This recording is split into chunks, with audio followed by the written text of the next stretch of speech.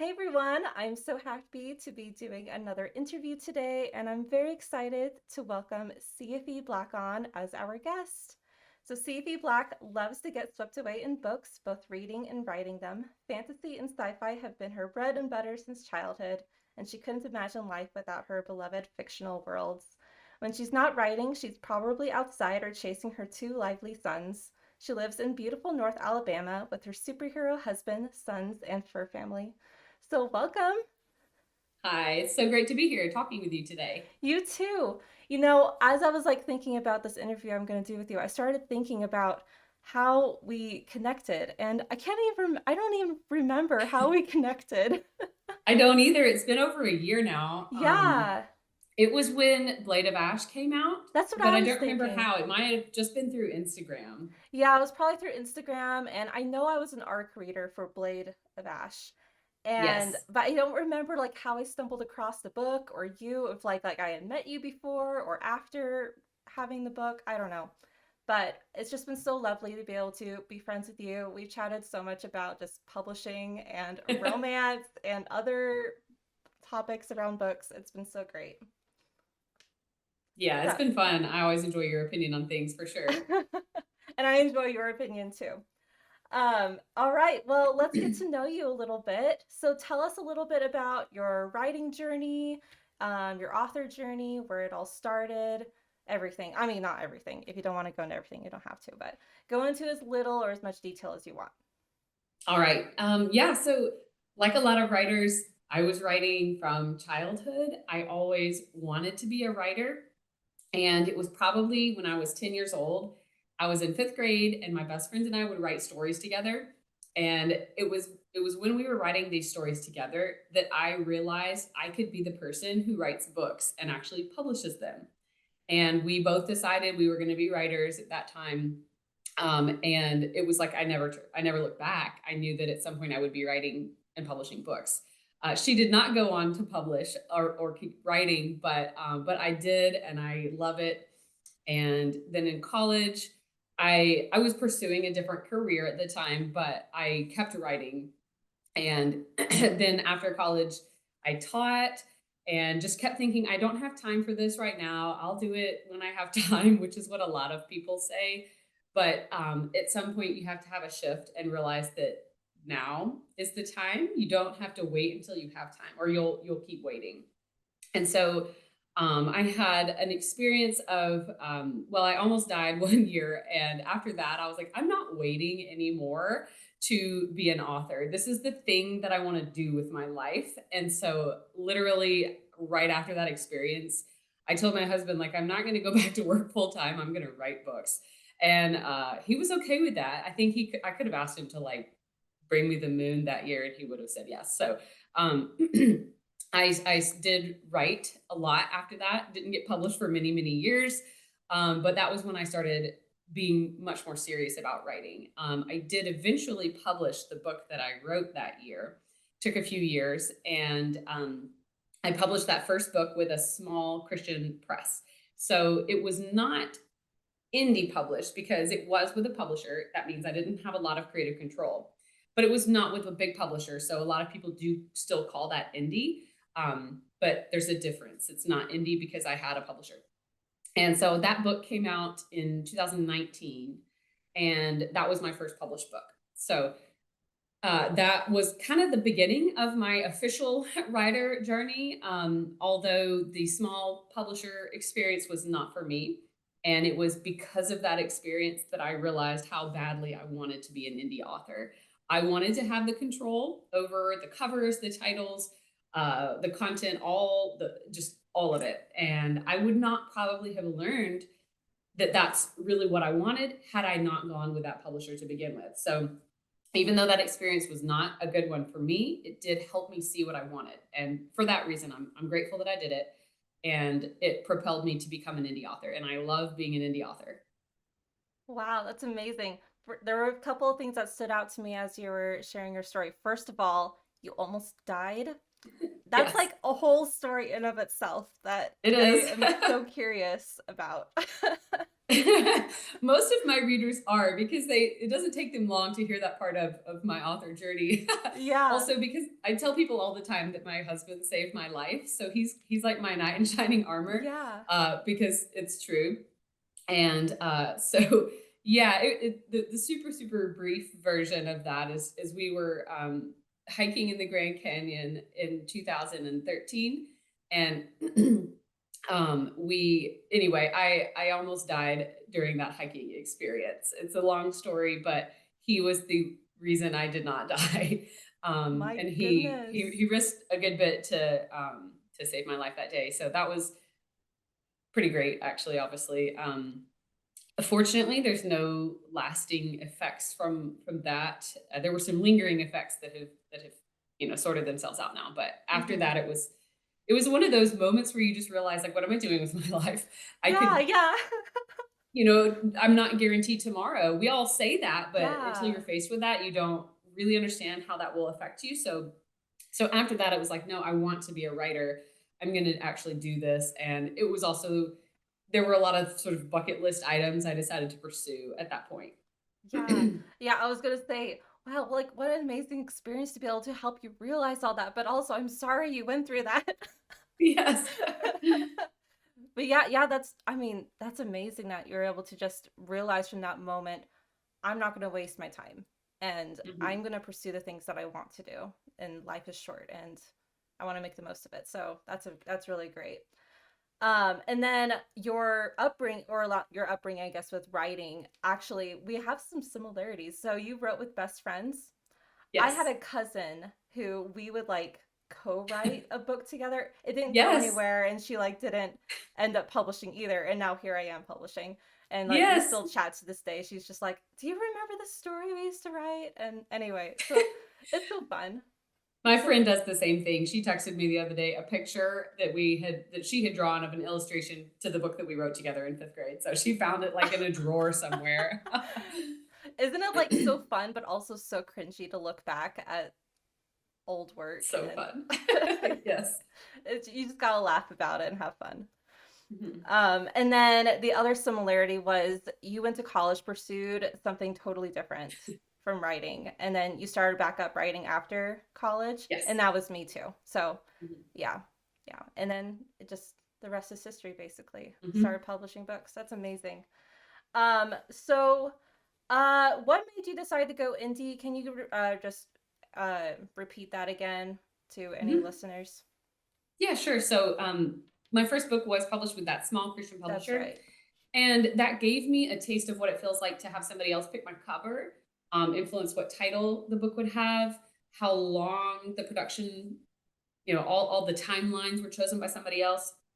Um, the price was chosen by somebody else. The way it was marketed was essentially chosen by somebody else. I mean, I did have, obviously, that's the author's job too, but I didn't know anything, nothing when that book came out.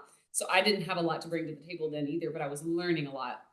And some of the things I tried were things the publisher was not familiar with, and so they struggled a little to help me do some of the things that I brought to the table. So it was like there was just this constant. Um, it was a struggle. I Mm-hmm. did not enjoy really any of the decisions that they made, Hmm. none at all. And they had to delay the publication of the book because they weren't ready. It was just bad, and um, it was just not good. I don't Oh, want to say a lot about the company. I mean, they were nice people. It just didn't work out well. And so they were very kind when I asked for my rights back. And I mean, I knew I could do it better on my own. It was like not a question. right. And so at that point, I was like, yeah, I'm going to do this on my own. And I got my rights back, no problem. They admitted that they had done a terrible job essentially with my Oh, book. wow. And yeah. Um, and so then I got it back. And I honestly didn't really do a lot when I republished that book with the title and cover that I wanted. That one was the YA sci-fi book, and it I knew was like I had already sold it to all of my friends and family. Like they'd already bought it when it came out as the traditionally published title. So I just recovered it, retitled it, put it up on Amazon, and just like left it there. I didn't really market that one, and I switched over to fantasy because I knew that what I really wanted to write was fantasy, and that it would do better. And so I just kind of started marketing myself as a fantasy author instead. And so I don't really talk about the sci-fi book a lot. Yeah. It is there, and I still love that book and I love sci-fi, but I don't write sci-fi anymore. So as an indie author, I feel like I really started that journey with my fantasy series, which the first book that came out with that series was Blade of Ash. Gotcha. Yeah, I was curious about that because, like, yeah, I had seen that you had written the sci-fi book, but you've been really heavily focusing on your fantasy series, your fantasy books. Um, Mhm. so was that like a bit of a transition for you? I mean, you've been always been like a fantasy girl, but was that a bit of a transition writing from sci-fi to fantasy? Not really. I mean, it is because it's a different genre, and you do have to, I guess, know the genre. But I love fantasy. I love fantasy and sci-fi. Like I love them both. Um, and I had to kind of shut down the sci-fi part of my brain because I have a lot of sci-fi stories in my head, but I also have a ton of fantasy stories in my head. So I just had to say, no, I'm going to focus on these right now. And so it was a little bit of a shift, but I love fantasy, and so it wasn't hard for me to do that. Hmm. Yeah, yeah, definitely. I can see that because like my first book was like sci-fi fantasy, had more sci-fi Mhm. elements, but once I switched fully to fantasy, it just came to me. And Mhm. and fantasy is what I mostly read anyway, so yeah. Same. Yeah. And then to anyone who's listening who's like trying to decide like should I go through indie press or indie publish myself or just traditional publishing? I mean, here's an experience right here. So take it as you will, I guess. All right. Well, let's talk about your most recent release, The Starlit Prince. So, could you give us just a brief pitch on the book? Sure. Right. So my most recent release is The Starlit Prince, and it is about a young woman who makes a desperate marriage bargain with a fae who is hiding a dangerous secret. Ooh, I Yeah. love it. I had a lot of fun writing that one. Some of the things that you'll see in that story, first of all, it's a standalone. And I like that because as a mom, it's helpful to have a story that is complete at the end. There's no cliffhangers or things like that. Um, and it also has Spanish elements to it, which is one of my favorite parts about the story. I I studied abroad in Spain. I've been to Spain a couple of times, and I just love the country and love the language and the culture. And my husband laughs at me because I talk about going to Spain all the time. And so I can't go all the time, but I wrote a story that takes place essentially in a fantasy version of Spain. And so I get to go there when I write those books, and it's really fun for me to be able to be in a world that is kind of like Spain. So that was fun for me. That's so cool. Yeah, I was wondering what inspired you to do a Spanish flair to the story. And tell me if I'm wrong or not. Is it based off of a retelling? Yes, well, so obviously fairy tale retellings are kind of a big genre, but most of them are the fairy tales that we all know, the Grimm fairy tales. Hmm. And I wanted to do a fairy tale that was a Spanish fairy tale, one that nobody had ever heard of, Yeah. mostly because I wanted to represent that culture. And Yeah. it is still European, but it's its own culture. It's different from like the English and German fairy tales that a lot of people know and the French ones. And so I did look up a bunch of Spanish fairy tales, uh, and a lot of them are also the ones that came across the ocean, and they're the Mexican and South American fairy tales because they all have versions. I mean, they kind of twist a little bit depending on which country they were written down in. But I chose to use the ones that were actually written down from the people in Spain, so before they came across the ocean. And those were really fun to read. And I mean, they all are versions of the fairy tales that everybody knows, but the one I chose was The Lily and the Bear, and that is sort of like a Beauty and the Beast. I mean, there's some similarities, but it's its own tale. Yeah, so it is based on a Spanish fairy tale. I guess I should say inspired by because it took the little idea from the fairy tale and then it's its own Yeah. story. Right. Yeah, that's so cool. That as I was reading the book, I was like, this feels a lot like Beauty and the Beast, but it's also has, yeah, it's Yeah. different. And when you mentioned Lily and the Bear, I was like, okay, okay, I can see that. I see that. So I really like that you were inspired off of a Spanish fairy tale and you wanted to bring that into your story. And I am so curious, what inspired you to mix a Spanish vibe with Fae? Well, so the fairy tales, of course, all have fairies in them, and Hmm. I just prefer the word fae to fairy because of the way people tend to respond to the word fairy, even if you spell it with an e. And I know that's just like author preference, I think. So I had been wanting to write about fae for a while because I love stories with fae in them. I think there's so much just neat potential there. And then obviously the fairy tale thing. You Fairy tales tend to have a certain vibe to them, and then of course you can tell a story with fae that isn't really a fairy tale. So it's kind of mixing both of those things. They're related, but not necessarily the same thing. And so mine's not really a true fairy tale retelling. It is more of just a story that has fae in it, but Hmm. it was inspired by a fairy tale. So I hope there's at least some of those fairy tale type vibes.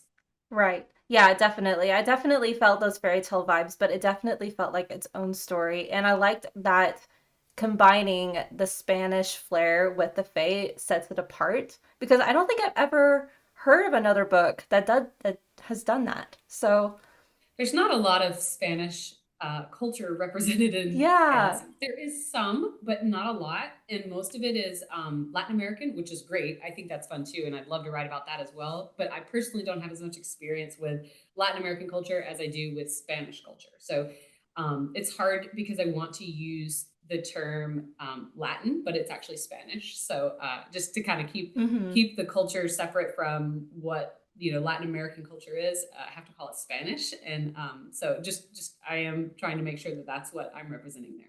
That, yeah, that's good to keep in mind. And you have lots of exposure to the Spanish culture. Was there a whole lot of research that you had to do still with writing this book, or did you base it a lot of it on your own personal experience? It was some of both. I definitely used my experience because I did spend time in Spain. I was a Spanish major in college and taught Spanish for years, so the language was something that was sort of already there, but the culture, I mean, I remember what it was like to live over there. And I used some of that. And then, I mean, there were probably a few things I did have to look up. I can't remember now what they were, but yes, there was some research as well. Gotcha. Yeah, I was curious, like reading the book, I'm like, wow, it's so impressive. You know, all these Spanish words. Like I took like 6 years of Spanish and I don't still remember a thing. So that's amazing. Yeah, it was amazing. I love seeing books that are, if it's inspired off of another culture, seeing those roots in the book. It's really great. In the book, we are exploring this love interest who is this broody, dangerous guy. And what I absolutely love that you do in this book, that I feel like in other books, this is like a tricky thing because I guess with my personal taste, dark, broody men who are dangerous in other books tend to have some red flags to me. But what I love that you do in your book is that he has this immense desire to protect the main character. And I think that's like the touch her and you die trope. I think that's something that's become really popular. What inspired you to go in that direction? So I knew that writing this dangerous guy was tricky to get right. As you know, because we've talked a Yep. lot, I want to use the tropes that I love, and I want to do them in a way that is, I guess, full of hope without being super dark. And a lot of those tropes can be super dark. You get those abusive relationships and the bully type romance, which is popular and people love it, but that's not what I wanted to do. And I wanted to make sure um that I showed him like his redemption arc. And so I actually did there was an article I read about how to write a villain redemption arc or villain romance. I can't remember exactly the way it was worded. In a way that was like appropriate. And I tried to keep that in mind as I was writing. And it was just basically like make sure that you show their heart is changing. And so when I wrote him, like he marries her with a really horrible intention, and so he's pretty evil at the beginning. And I was like, how can I make this good? How can I make this character good? How can I get people to root for him and want him to actually win and fall in love with her? And so showing that he had this pull to protect her, even though that's like the opposite of why he married her.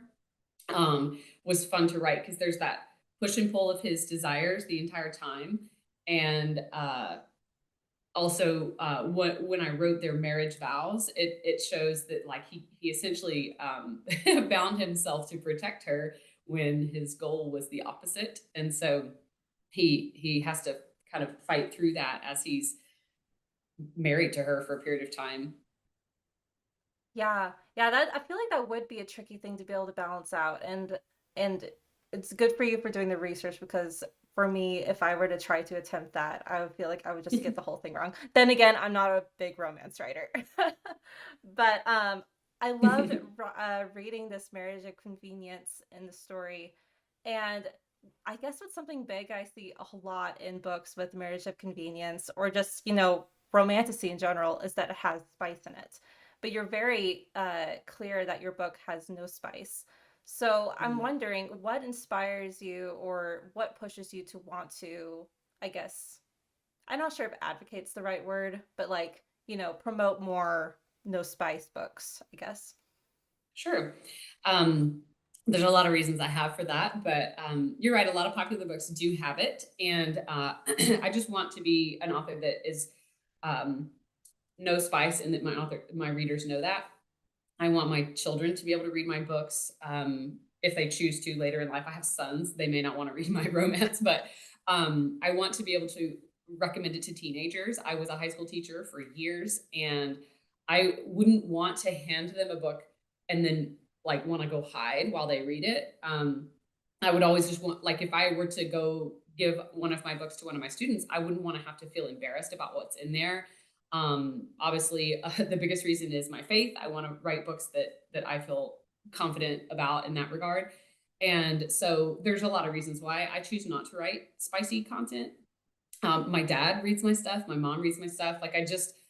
I know that there are people out there who are going to read it, and like I want to be comfortable with all of that. And so I also know that there's readers who are like me and they want that content. They want romance without having to skip content in the pages.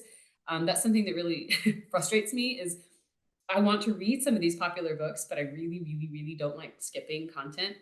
And so it's this constant frustration of, oh, am I going to have to skip something in this book? So I write books that people don't have to skip content. I love that. I love that you stand up for all of that and you're constantly recommending books that don't have spice in it, which I love.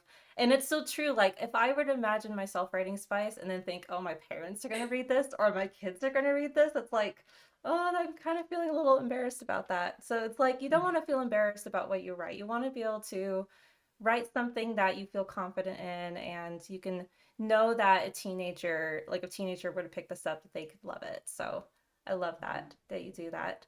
Um, so going through like all the books that you've written, what have you found have been some of your favorite things about the writing process, or even like the author publishing process, and then your least favorite parts? Oh goodness. Favorite parts about the author publisher process. I mean, I love writing. It's the most fun.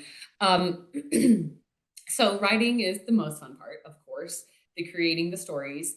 I actually do like all of it. I enjoy being a business owner. I enjoy the marketing. I enjoy the website stuff. I mean, like you have to do all of it as an indie author. Every single thing that must be done by you until you're, somebody who can hire an assistant. And so there's a lot of things about the publishing process that are not writing, and a lot of things about being an indie author that are completely separate from the just the writing. And so I when I started out, I learned everything I could possibly learn about being an indie author, and I just knew that I would have to do it all, and I wanted it to be fun. And if you think of something as not fun or as work that you don't enjoy, then you're either not going to do it or you're not going to do it well. And I wanted to do all of the things well. There are certainly things I like more than others. I'm not a particularly organized person. It's something I struggle with. And so any of the like logistics or anything that involves being super organized, which is a lot of the business side, those are harder for me, but I still find a way to enjoy doing them. So I am doing a lot of back end business things this year. It's something that I want to do to really grow my author business, and it's not writing, and it takes time away from the writing, but I know that it's important, and so I'm trying to set the time aside and do those things, even though they're not writing and they are slowing down that process. It's just something I have to prioritize. So I don't know if that answered your question, but there's a lot about the writing, being an indie author that's not writing. And so, like, if you're curious what those things are, like, I need to learn how to do ads better. That to me is one of the least fun parts because it's like a lot of charts with numbers and a lot of testing and then going back and looking at the numbers.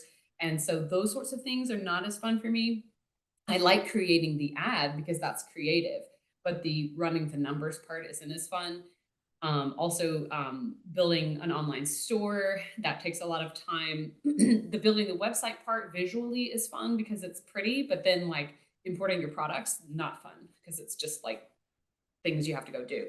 So that sort of thing. But I really do enjoy the concept of marketing. I think it's like this like super fascinating topic.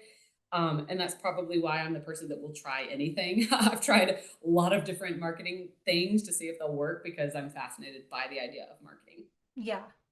Well, something I really like that you said, and I know you said like there are things that are not fun, but then you also try to find the fun in something that is hard for you to do. And I like that mindset a lot because it's just like if we just see it as just hard, we're not going to do the work. And but if you gamify something or just find the fun in it. Try to make it fun. Add your own flair to it so you enjoy it. It makes it a lot easier. Doesn't mean that it's your favorite thing to do in the world, but it helps you be able to do the work. Mhm. Yeah, I really, really like that. That's a great answer. Yeah. So looking back on everything you've been through, I mean, you've been through a lot, especially with almost dying. Like, I'm not gonna forget that.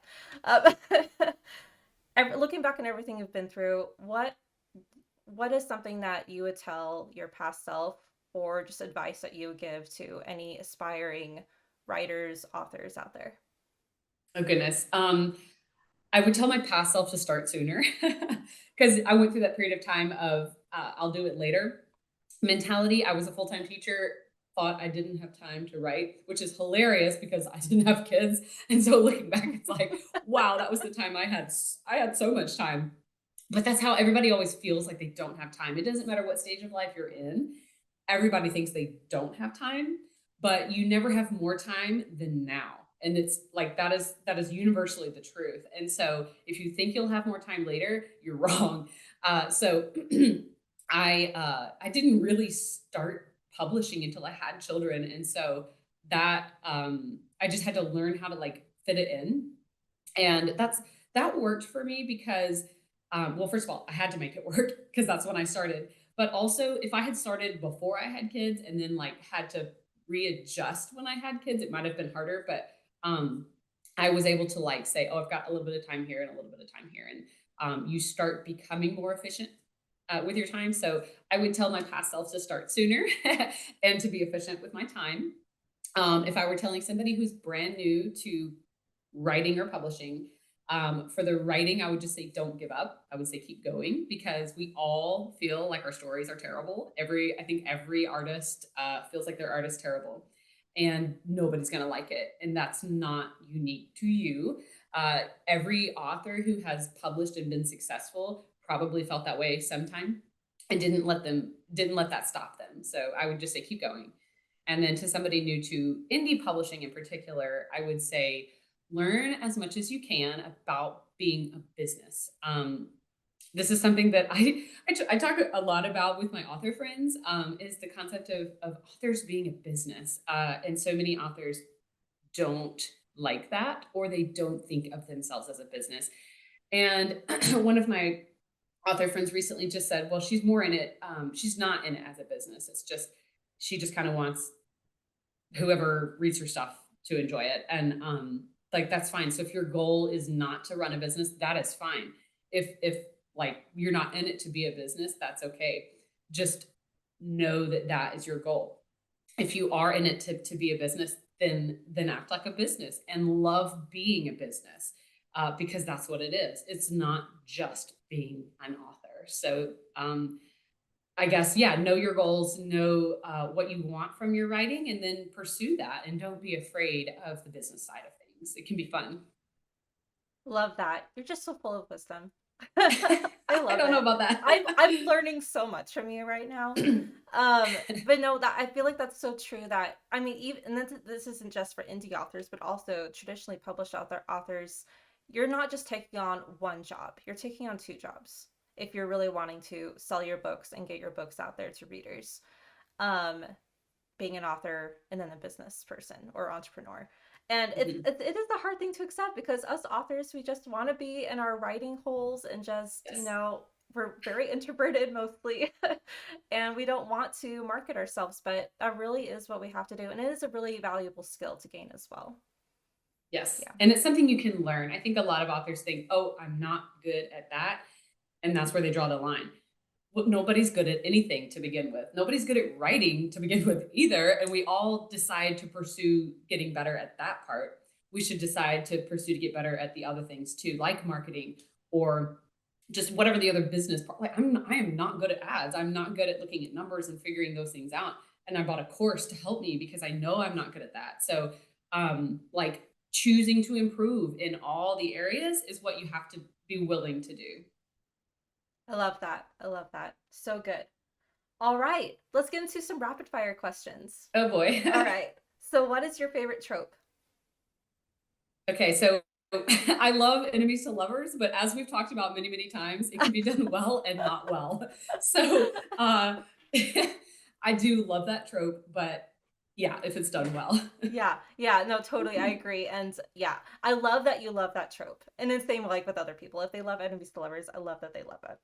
But yeah, it definitely does needs to be done right and to me. What is your favorite writing snack slash drink? Yeah, I don't snack when I'm writing. I don't really know how people do, honestly, because I'm in the zone, and so I don't snack. But yeah, I don't drink or snack when I'm writing. Okay. Yeah, I don't really drink. Oh, well, I have my water. That's it. I'm a water Yeah. person. Now, if I'm dictating, I've got to have some water nearby for sure. Yeah, yeah. What is your favorite book currently? Oh, so the recent series that gave me like the biggest book hangover was the Once Upon a Broken Heart series Oh, yeah. by Stephanie Garber. Yeah, I gobbled that one up and basically disappeared for like 3 days while I read those books.